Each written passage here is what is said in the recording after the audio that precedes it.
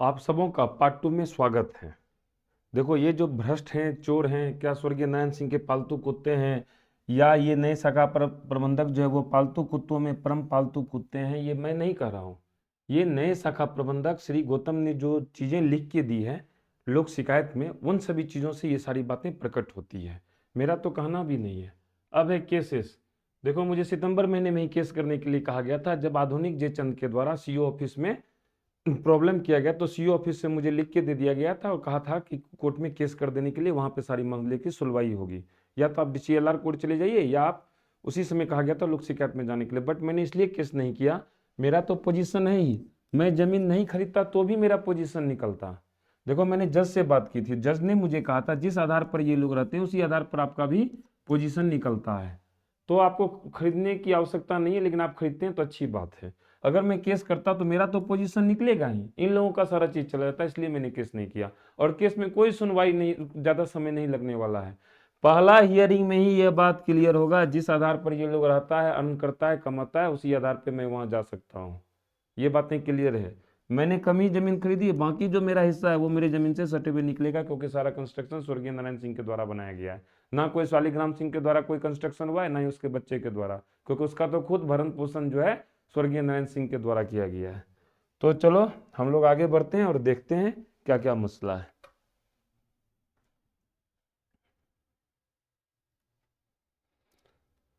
तो ये है हमारा हेड ऑफिस और ये है हमारा शाखा रुपौली। इसको मैं फिर से रिमाइंड कर देता हूँ। ये है हमारा हेड ऑफिस, जहाँ सारे भ्रष्ट और चोर बैठे रहते हैं। ये हमने नहीं कर रहा हूँ, कुछ ही ईमानदार हैं। ये नए शाखा प्रबंधक श्री गौतम कर रहे हैं, मैं नहीं कर रहा हूँ। और ये शाखा प्रबंधक है जहाँ सारे स्वर्गीय नारायण सिंह के पालतू कुत्ते बैठे रहते हैं, ये मैं नहीं कर रहा हूँ। ये इन लोगों का कृत्य बता रहा हूँ। मैं तो इसको शाखा प्रबंधक मान रहा हूँ और नियम कायदा कानून से बात कर रहा हूँ। जो नए शाखा प्रबंधक ने लिख के दिया, उनका जो आचरण है वो ये बता रहा है। और मैं वेट करूंगा कि वो मानहानि का मुकदमा करे, अच्छी तरीके से मैं उनको कोर्ट में धोऊंगा और इन सारी चीज़ों को मैं डॉक्यूमेंट कराऊंगा। मेरी बातचीत चल रही है, मैं बहुत जल्द इसको नेशनल मीडिया पे भी चलवाने वाला हूँ। तो देखो एक्चुअली में हुआ क्या। जब मैंने व्हाट्सएप से आवेदन दिया, तो ये जो आधुनिक जयचंद है ना, इसके द्वारा कुछ बिंदुओं पर आपत्ति दर्ज की जाती है। उससे हालांकि मुझे कोई नुकसान नहीं था उस बिंदुओं से। अब कोई अलग अलग चीज लिखता है तो उससे क्या फर्क पड़ने वाला है। लेकिन वो जो बिंदु था ना, उसमें बैंक की सारी गलतियां दिखती थी, तो बैंक ने क्या किया ना, उसको बहुत सफाई से उसे छिपा दिया। और मुझे ये कहा गया कि अमरदीप सिंह किस चिड़िया का नाम है, क्योंकि वो मुझे दिखाया गया था ना ऑफिशियली, तो मैं हमेशा कह रहा था मुझे वो चिट्ठी दीजिए। तो बैंक को लग रहा था कि चिट्ठी देने से क्या होगा ना, कि इसका तो कुछ होगा नहीं, उल्टे बैंक फंस जाएगी, तो बैंक ने बहुत सफाई से उसको गुम कर दिया। और बैंक का देखिए, आप तो लीगल हायर भी हैं और आपके पास केवाला भी है, तो हम केवल आपको जानते हैं, हम आपके साथ एग्रीमेंट कर लेंगे। लेकिन ये जो नया शाखा प्रबंधक आया, जो बिल्कुल अक्ल से गधा है और दिमाग से पैदल है, ये क्या किया ना, अपने आप को ज्यादा स्मार्ट बनने के चक्कर में उन्हीं सब पॉइंट को आधार बनाते हुए अपना ही बैंक का इज्जत उतार दिया लोक शिकायत में। एक्चुअल में क्या था ना, मैं इन सारी चीजों को किसी सरकारी प्लेटफॉर्म पे डॉक्यूमेंट कराना चाहता था। हो सकता था वो आज हमको लिख के देता और वो ये कहता कि ये हम लिख के नहीं दिए साहब, मेरे सिग्नेचर की किसी ने कॉपी कर ली है। तो मैं जब मुझे व्हाट्सएप से दिया गया था, तो मैंने उसको नहीं रखा किसी प्लेटफॉर्म पे, क्योंकि अगर मैं उसे रखता तो ये कल कह सकता था साहब मेरे सिग्नेचर की किसी ने कॉपी कर ली है। तो इसलिए हमने क्या किया, उसको लोक शिकायत पे डॉक्यूमेंट कराया। क्योंकि वहां पर तो आप बिहार सरकार के कर्मचारी बोलेंगे ना, बजाते वहां से सर्टिफाइड कॉपी निकलेगी, जो मैं निकाल भी चुका हूँ। तो चलो उसके एक एक आदेश की जो धज्जियां उड़ाया, उसको हम एक एक करके देखते हैं। मैं चाहता हूँ कोई ये कोऑपरेटिव बैंक के उस गधे मैनेजर को दिखाए। गुड। तो देखो, जब एग्रीमेंट का ऑर्डर हो गया, तो मैं देख रहा था शाखा प्रबंधक आज इधर उधर कर रहा है, बात कर रहा है, आज करेंगे, कल करेंगे, परसों करेंगे। तो मैंने कुछ बिंदु दिया, जिसको मैंने ये उनको ये दिखाया कि अब अगर रजिस्ट्री के बाद वो मुझसे एग्रीमेंट नहीं करते हैं, तो वो कानून के किस किस धाराओं को तोड़ सकते हैं और कितनी सजा उन्हें मिलने वाली है। यही कारण था कि नया शाखा प्रबंधक ट्रांसफर करा करके भाग गया। ठीक है। मैंने यहाँ पर एक बहुत अच्छा बात लिखा है कि देखो मैं कौन हूँ, तो मैं मकान मालकिन हूँ। ये मेरी वाइफ लिखी थी, हालांकि मैंने ही लिखा है, ठीक है, वाइफ लिखी हुई है। वो बोलती है मैं मकान मालकिन हूँ, आपकी बैंक शाखा एक किराएदार है। ये जो कोऑपरेटिव बैंक है वो मेरा किराएदार है, और उसमें जो कोई काम करता है वो बिल्कुल एक शाखा प्रबंधक उस बैंक का एक अपना सा कर्मचारी है। हमारे और आपके बीच ये रिश्ता है, वास्तविक रूप से यही रिश्ता है। और अगर आप मेरा किरायानामा नहीं करते हैं तो ये एक अपराधी अतिक्रमण है, और ये इस धारा के तहत इसको क्या है, दंड का प्रावधान है। देखो मैंने 1 साल लॉ की पढ़ाई की हुई है, तो मुझे जो है बहुत सारी लॉ की जानकारी है, ये तो गधे सबको नहीं पता है, तो मैं क्या करूं। ठीक है, तो देखो वो ये लिखता है कि ये जो बैंक शाखा है, नहीं दिख रहा होगा, वो 1983 से ही उक्त भवन में संचालित है, और श्रीमती मुनि कुमारी ने इस जमीन को 31 लाख को खरीदा है। सबसे पहला बात क्या है कि वो एक ऐसा बेवकूफ है, दिमाग से पैदल इंसान है, जो कुछ पढ़ा भी नहीं। वो 4-5 दिन पहले आया, उसको कोई टाइप करके दिया, वो साइन कर दिया। हम लोग जब नौकरी करते हैं ना, किसी चीज को साइन करने से पहले कई बार देखते हैं। उसने क्या कहा, जमीन को खरीदा। पॉइंट को रखो, कितना बेवकूफ आदमी है वो। चलो हम इसको देखते हैं, मेरा उस पर जवाब क्या क्या है। यहाँ बोलने से बेकार है, मैंने एक एक लाइन को डॉक्यूमेंट किया है। सबसे पहला चीज देखो, जैसे उसने कहा कि मैं 1983 से हूं, तो 3-3 साल पे बैंक का किरायानामा का एग्रीमेंट हो रहा है। मैं अपना बात को बाद में रखा, पहले मैंने उसको ये दिखाया कि उसका बैंक कितना बेवकूफ और गधा है, और उसके शाखा प्रबंधक वही साबित कर रहा है कि कुत्ता है, जो नारायण बाबू स्वर्गीय नारायण सिंह के और उसके बच्चे रोटी के टुकड़े फेंकते हैं और उस पर वो पलता है। यानी इतना से इतना तक उसका जो, देखो ये हमने कहा कि आपका आपराधिक अतिक्रमण है, लेकिन हमने मकान मालिक बनने का दावा कब से किया है, हमने 1/9/2024 से किया है। वो कितना बड़ा बेवकूफ है, वो हमको सिखा रहा है किसके पहले क्या मालिक। अरे हम तो तुमको कह ही रहे हैं 1/9/2024 से हम मालिक हैं, 31 तारीख को हम रजिस्ट्री कराए हैं, इसके पूर्व मेरे दादाजी थे। आपकी शाखा मेरे परिसर में आपराधिक अतिक्रमण करके ही अपना संचालन कर रही थी। इसमें बात क्या है, तुम एग्रीमेंट नहीं किए 1/9/2024 से, तो तुम आपराधिक अतिक्रमण ही किए हुए हो। तुमको कौन समझाएगा, तुमको किसी वकील से समझने की आवश्यकता है, और वो भी सुप्रीम कोर्ट के वकील से। यहाँ कल्लू फत्तू वकील तुमको समझा भी नहीं पाएगा, इतना कानून का धारा खुद नहीं पढ़ा होगा।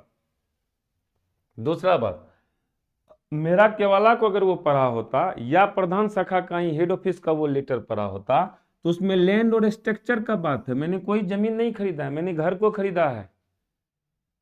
ये बेवकूफ है, और घर के हिसाब से चौहद्दी है। कल के डेट में अगर उसमें कहीं 1 इंच 2 इंच का आने पुने होगा तो एक रेक्टिफिकेशन डीड होता है, उसी समय कोर्ट का आदेश होगा। पहला बात तो किसी भी चीज की नापी जमीन मालिक या केवल मैं करवा सकता हूँ, ना जमीन मालिक को प्रॉब्लम है ना मुझे प्रॉब्लम है। तो बेगाने शादी में अब्दुल्ला दीवाना क्यों हो रहे हो।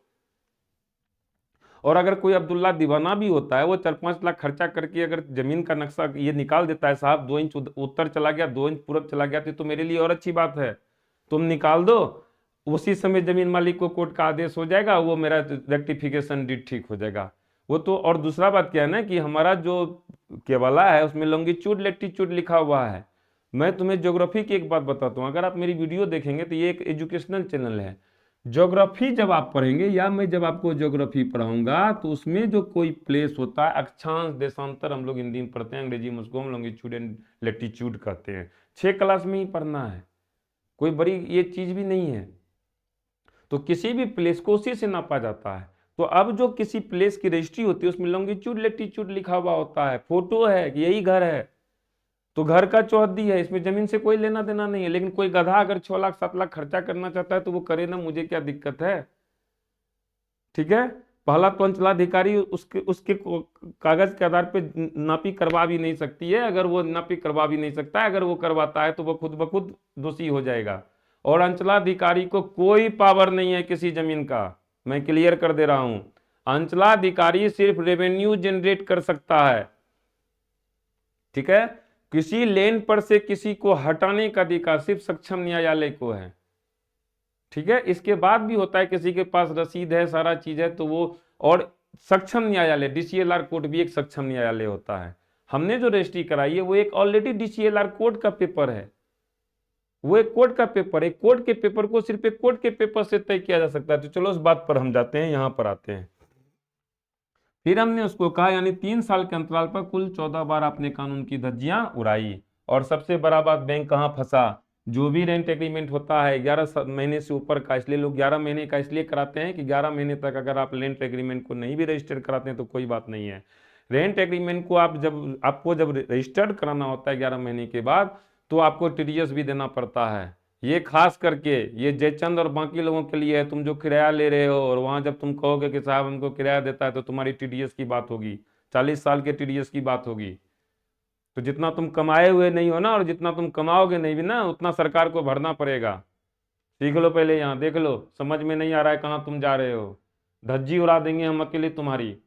जमीन मालिक और मकान मालिक बाद में बात करेगा, पहले तुमको हम ही से पढ़ना पड़ेगा। अब तुम लीज पे रहते हो कि भाड़ा दे के रहते हो कि कैसे रहते हो, तुम बाद में साबित करते रहना, ठीक है, क्या करते हो तुम। और बिना कानूनी दस्तावेज का वो लोन भी दिया है, और यही सिखा रहे हैं हम क्या कहते हो भिखमंगा सबको। बेकार का तुम हमसे लड़ रहा है, थोड़ा देर के लिए तुम चुप हो जाओ। ये सब जो अभी नयन बाबू के भाड़ा से जो ये सब एडजस्ट किया है ना, बैंक से सारा पैसा वापस करना पड़ जाएगा उसको, उसी में तुमको पैसा मिल जाएगा। तुम बेकार का टेंशन ले रहा है, ठीक है। बिना कागजी का दस्तावेज दे करके वो लोन दिया है। तो लोन में जो बिना कागज का लोन तो एग्रीमेंट ही नल एंड वाइड है। तो जब एग्रीमेंट ही नल एंड वाइड होगा तो कोई रिकवरी नहीं हो सकती है। यानी अभी तक बैंक ने जो रिकवरी की है उस लोन में, वो सारा रिकवरी गलत है, ठीक है। तो इसलिए तुम टेंशन मत लो, हम यहाँ पे नाथ देंगे बैंक को, यहाँ भी भाड़ा तो हम लेंगे ही, डैमेज सूट भी लेंगे, और ये भी पैसा उससे वापस लेंगे। तो अगर मेरी वीडियो को तुम देख रहे हो तो तुम अस्थिर से चुपचाप बैठे रहो। झूठों का हमसे लड़ने के चक्कर में तुम अपना जमीन घर सब लेके चले जाओगे, जो तुम अभी किराए के मकान में रह रहे हो, ठीक है। दूसरा चीज, जब नारायण बाबू की मृत्यु हो जाती है तो बाकी उसका पोजीशन ऑटोमेटिक खत्म हो जाता है। देखो, स्वर्गीय नारायण सिंह का पोजीशन था, उनका मालिकाना हक नहीं था, और जैसे व्यक्ति की मृत्यु हो गई तो उसका पोजीशन भी ऑटोमेटिक खत्म हो गया। अब वास्तविक रूप से फिर उस मालिक के पास उसका सारा चीज चला जाता है। ये भाड़ा भी अब बैंक को उसको ही देना है। बैंक के अधिकारी को पता ही नहीं है वो क्या किया है, कुछ से कुछ लिख दिया। और हम जो दावा किए वो 1/9/2024 से किए। तो हम, मेरा तो तुम किराएदार ही है ना, और जिस दिन हम खाता खुलवाएंगे उस दिन ना तुम हमको अपना कस्टमर समझेगा। अभी तो तुम मेरा किराएदार है। ये सारा पॉइंट्स था, ये पहला पॉइंट था जिसमें बैंक की गलती दिखती है।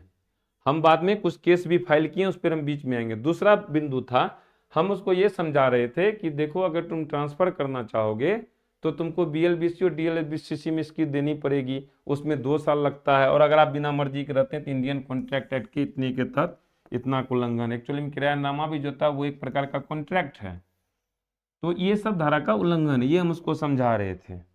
तो देखो उस बेवकूफ ने क्या लिखा है, कुछ से कुछ लिख दिया।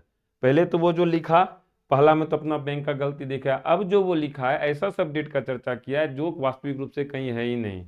वो क्या लिखा है कि बैंक 19 नवंबर को कहा है एग्रीमेंट करने के लिए शाखा प्रबंधक को, और हम प्रधान कार्यालय को 16/10/2024 को कहे हैं। यानी हमने जो आवेदन दिया है प्रधान कार्यालय को 16/10/2024 को दिए हैं। और देखो ये कैसे ही फंसता है, अपना ही बैंक का जो हेड ऑफिस इसका लेटर जारी किया है उसमें ही सितंबर महीने का डेट है, और ये कह रहा है कि इस तारीख को जारी किया है। कितना बेवकूफ़ है ये, कुछ से कुछ लिख दे रहा है। इसको तो पहले हेड ऑफिस इसको सस्पेंड करके बैठाएगा। इसको पता ही नहीं है इसको किससे पल्ला पड़ा है। जीवन में उसको आज तक उसका 7 नस्ल याद रखने वाला है, किससे उसको पल्ला पड़ा है। चलो आते हैं, देखते हैं मेरा पॉइंट्स। अगर वो अपना प्रधान कार्यालय का भी निर्गत पत्र देखता तो उसमें यह लिखा हुआ है 20/9/2024 को। एक्चुअली में शाखा प्रबंधक को चिट्ठी बहुत पहले चला गया था, लेकिन वो वहाँ कुछ टका पैसा लेकर के चिट्ठी भेज नहीं रहा था। जब हेड ऑफिस को हम यहाँ प्रेशर डाले, ठीक है, तो हम देखो कभी कभी अपने लेवल के लोगों से बात करना पड़ता है। शाखा प्रबंधक सब जो है वो बहुत, ये बात सही है कि बैंक में जो निचले स्तर के माइंड वाले होते हैं वही सब कोऑपरेटिव बैंक में जाते हैं। तो मैं समझ गया इन लोगों से बात करना बेकार है, मुझे अपने रैंक के लोगों से बात करना होगा। तो इसलिए मैं MD से नीचे के अधिकारी से बात नहीं कर रहा था।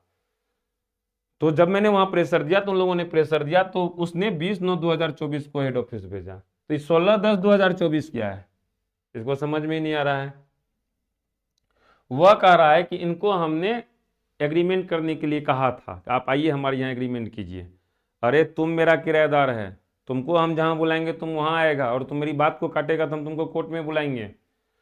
तो मेरा कहना है अगर तुमने हमको नियमानुकूल किया है, तुमने कहा नियमानुकूल है, तो बैंक में अगर कोई नियम निकलता है तो याद रखना बोर्ड ऑफ डायरेक्टर्स के द्वारा पहले एक सर्कुलर जारी किया जाता है, ठीक है। उस सर्कुलर को सभी जगह भेजा जाता है, उसका अनुमोदन कराया जाता है, उसमें नियम लिखा होता है। मैं उसी सर्कुलर की बात कर रहा हूं, और इसके बैंक में तो कोई सर्कुलर ही नहीं है। ये तो बिना नियम का भेड़िया धसान तरह चल रहा है, ठीक है। तो वही हम उससे पूछ रहे हैं, वो सर्कुलर कहाँ है। तो हम तो पूछेंगे ना, वो सर्कुलर यहाँ से है तो ये चल कैसे रहा था। ठीक है, और कोई भी सर्कुलर भारत सरकार के कानून को उल्लंघन नहीं कर सकती है, इस बात का याद रखना, कुछ से कुछ नहीं लिख सकता है। अब है उसको हम बोले कि बैंक को बिना वैकल्पिक जगह के खाली नहीं कराया जा सकता था, इसलिए हम तुमको एग्रीमेंट के लिए कहे, तुमको 2 साल लगेगा हम जानते हैं, तो 2 साल तुम बिना भाड़ा का नहीं न रहेगा। ठीक है, घर का आवश्यकता किसको था, बैंक को था, इसलिए बैंक बिना पेपर में रहा। घर को आवश्यकता किसको है, बैंक को है, इसलिए केवल के आधार पर हेड ऑफिस ऑर्डर जारी किया। तुम ना लिखो ना, मैं तो इंतजार कर रहा था तुम खाली ना लिख के हमको दो, तुम्हारा तो वो गत होगा अभी कि तुम सोचा नहीं होगा जीवन में। अब आते हैं अंकित नंबर 3। देखो जब ऑर्डर जारी हुआ ना, तो मैंने उसको कई बार फोन किए और कई बार व्हाट्सएप किया, तो वो लोग सोच क्या रहा था ना कि इसको हम बेवकूफ़ बना रहे थे, अरे हमको तुम क्या परेशान करोगे, हमको तो कोई परेशान कर ही नहीं सकता है। ठीक है, हमको समय ही नहीं है, हम तुमको फोन करके व्हाट्सएप करके डॉक्यूमेंट करते जा रहे थे अपना, कितना बार हम तुमको कह चुके हैं। तो हमने मैनेजर को कहा लेकिन आप जो कोई काम नहीं कर रहे, ये आपके ऑफिसर सर्विस कंडीशन का उल्लंघन है, जो सस्पेंशन का आधार बनता है। ठीक है, 30/11/2024 को वो हेड ऑफिस आने वाला था। हेड ऑफिस प्रधान कार्यालय बोला उसको बुलाएं, 30 तारीख को हेड ऑफिस उसको बुलाया था, उस दिन वहां एग्रीमेंट करता, तो वो क्या किया ना, कहा कि हमको पेट में बीमारी हो गया है, हम नहीं आएंगे। अरे तुमको पेट में बीमारी क्या, तुमको 1000 बीमारियां हो जाएगी, तुम जितना बुराई किया होगा, तुम देख रहा होगा, तुमको खाली अब बीमारी ही होगा शरीर में, तुम भले ट्रांसफर करा करके भाग गया है, तुमको इतनी बुराई बीमारियां होगी शरीर में, तुमने जिस तरह से हम लोगों को परेशान किया है कि तुम्हारे सारे घूस के पैसे इलाज में खत्म हो जाएंगे। ठीक है, तो वो क्या किया, भाग गया। तो हमने कहा बहुत अच्छा बात है, सीसीटीवी फुटेज में तो कैद हो ही गया है ना, हमको तो अच्छी बात है, तुम भागो ना जितना भागना है, हम तो खुद चाहते थे कोर्ट चले जाए, तब तुम्हारा हेड ऑफिस ही नहीं चाहता था ये कोर्ट जाए, इसलिए बार बार हमको कहता था साहब रुक जाइए, तुम कितना भी कूद लो, तुम्हारा वहाँ हेड ऑफिस अस्थिर है मेरे सामने में। ठीक है, और नहीं अस्थिर होगा तो कोर्ट में जवाब देगा, इसका कोई मतलब थोड़े है कि हम कुछ भी कर लें। अभी मैं बैंक में मैनेजर हूँ, कोई व्यक्ति मुझसे पैसा निकालने आता है, हम उसको पैसा नहीं देंगे, ये मेरा मन है क्या, तो मेरा मन अगर है तो फिर कोर्ट का भी मन है। तो यह हमको कहता है कि अनुपालन में इनको आने के लिए कहा गया था। अब हम इससे पूछ रहे हैं किस दिन तुम हमको कहा था आने के लिए। ये अपने उस बेईमान शाखा प्रबंधक जिसको खाली शरीर में अब बीमारियां ही होने वाली है और उसके सारे घूस के पैसे केवल इलाज में ही खर्च होने वाले हैं, पता नहीं वो सही से रिटायर हो पाएगा कि भी नहीं हो पाएगा। ठीक है, उसको बचाने के लिए इसने उजुल फुजुल बातों को लिख दिया बिना किसी तथ्य का।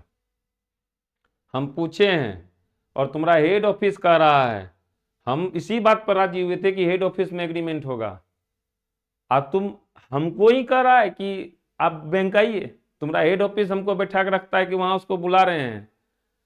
तो हमने पूछा है अगर, और जब इसने इस बात को लिखा तो हमने उसी समय कहा वहाँ हेड ऑफिस के 2 कर्मचारी बैठे हुए थे, इससे साइन करवाइए, उसने साइन नहीं किया क्योंकि जान रहा था कि ये बात गलत है, कोर्ट में ले जाएगा। ठीक है, इसके किसी साइन पर नहीं किया। दूसरा हम पूछे हैं कब तुम भेजा है, उसका डिलीवरी रिपोर्ट हमको दो, हमको मिलेगा तो उसका डिलीवरी रिपोर्ट होगा ना, व्हाट्सएप हो ईमेल हो कुछ भी हो। ठीक है, और सबसे बड़ी बात क्या है, किसी भी एग्रीमेंट का डेट टाइम एंड प्लेस दोनों पक्षों की सहमति से होता है, क्योंकि जो जमीन है वो महिला है तो उसके हिसाब से होगा, और अगर डेडलॉक होगा तो मामला कोर्ट में जाएगा। ठीक है, हम कहेंगे तुमको पूर्णिया बुलाने आओ, तुम कहोगे नहीं रुपौली जाओ, हम रुपौली जा ही सकते हैं, लेकिन हम भी तुमको अपनी औकात दिखाना चाहते हैं, तुम्हारी औकात क्या है, तुम्हारी औकात दिखाएंगे। ठीक है, उसने ऐसा तथ्य रखा जो उसके सस्पेंशन का आधार बनता है। कोई बात नहीं है, तुम्हारा इंतजार कर रहे हैं हम। अब आते हैं, हमने कुछ चीजों को हैजी कर दिया है। ठीक है, क्योंकि मैं नहीं चाहता था ये नाम थोड़ा सा क्लियर हो। ठीक है,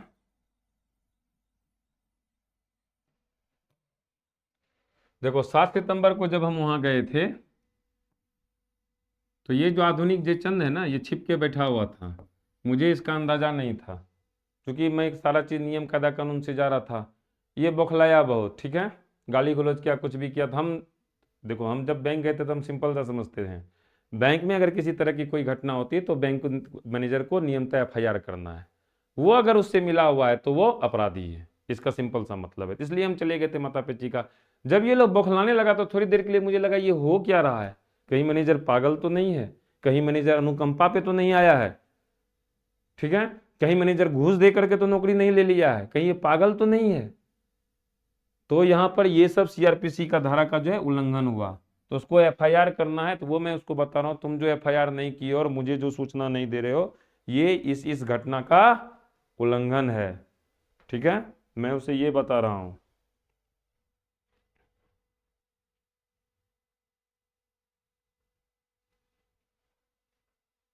तो देखो वो वो जवाब क्या देता है, ये पिता और पुत्र का मामला है। पहला बात तो बता दें, वो मेरा कोई पिता नहीं है, ठीक है, और ना ही मैं उसका पुत्र हूं।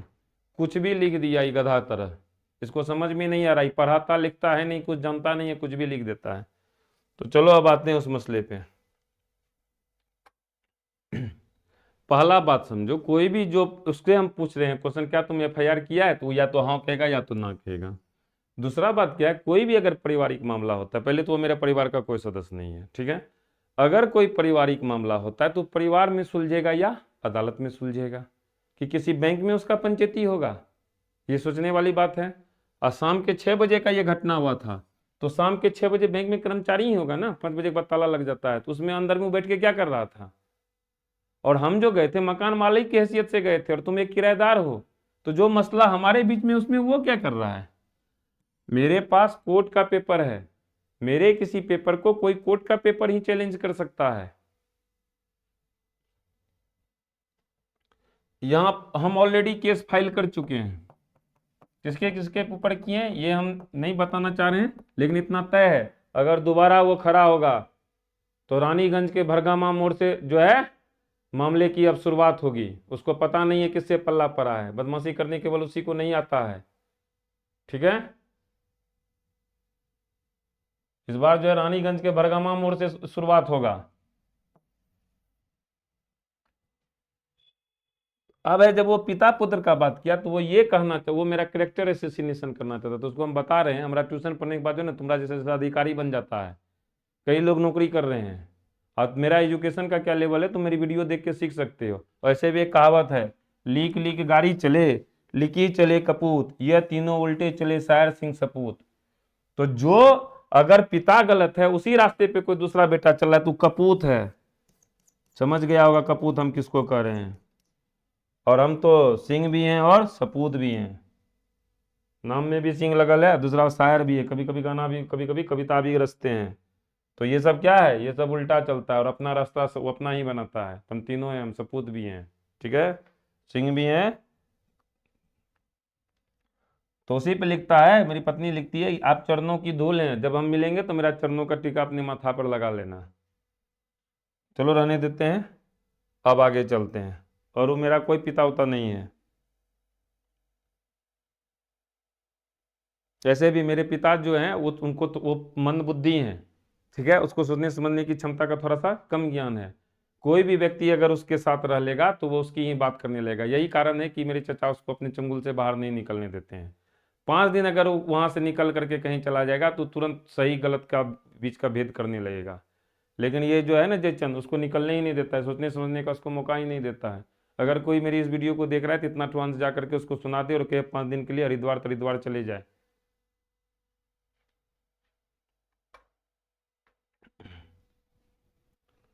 अब आते हैं, यह गधा लिखता है, ये अतिरिक्त शब्द लिखता है, आवेदिका द्वारा खरीदी गई जमीन का नामांतरण मुकदमा अंचलाधिकारी रुपोली के द्वारा अस्वीकृत कर दिया गया, जो हुआ ही नहीं है। अंचलाधिकारी किसी भी मामले को अस्वीकृत कर ही नहीं सकता है, इसको पता ही नहीं है कुछ, ठीक है।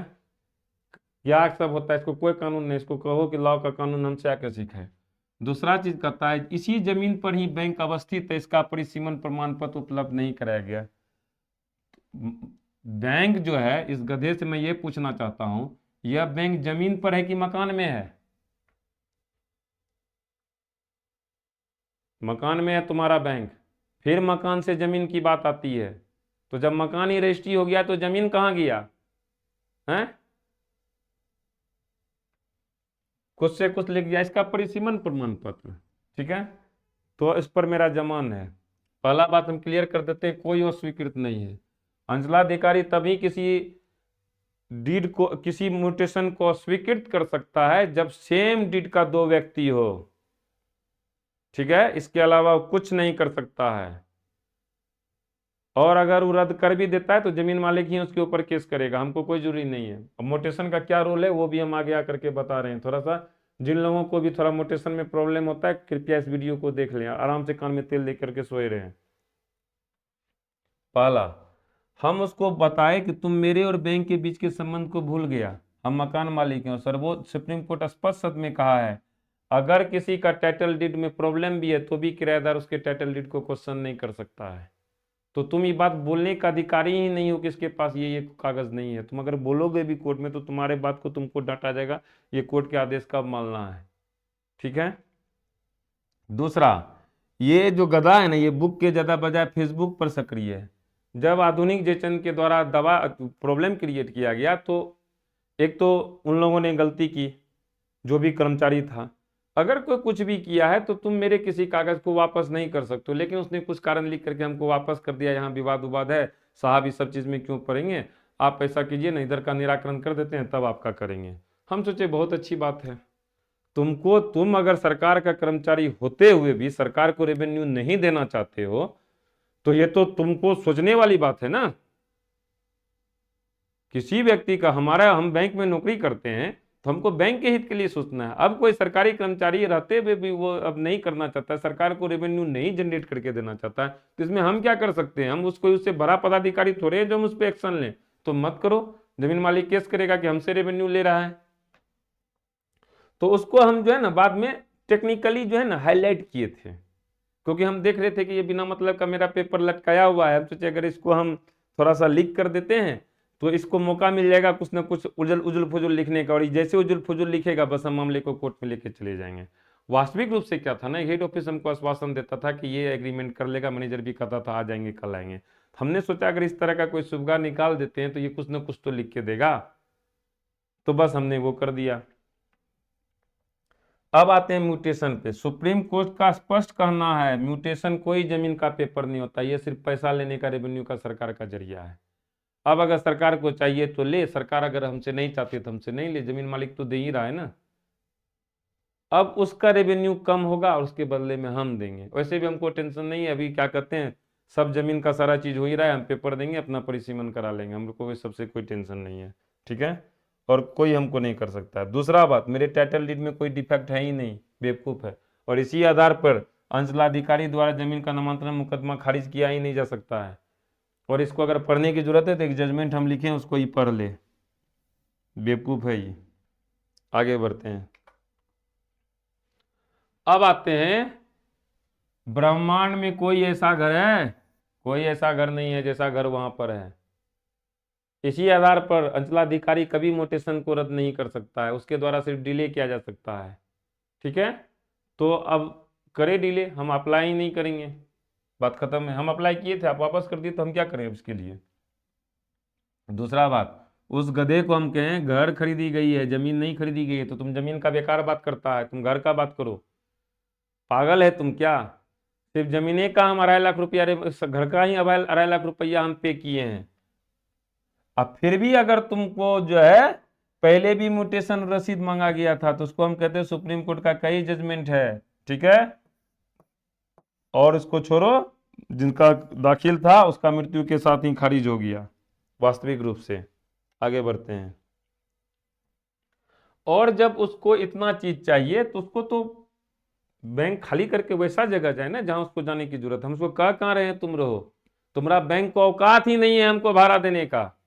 वहां से मिनिमम भाड़ा आएगा 50,000। सुनो, तुमको सुना रहे हैं हम, तुम्हारा बैंक को औकात नहीं है हमको भाड़ा देने का, ठीक है। भाड़ा कम करने के लिए गिरोगे पड़ोगे, इतनी औकात ही थी तुम्हारी बैंक की कि वो एक ऐसा, अगर तुम्हारे बैंक को ज्यादा भाड़ा देने का औकात होता तो वो पेपर वाला घर में जाता।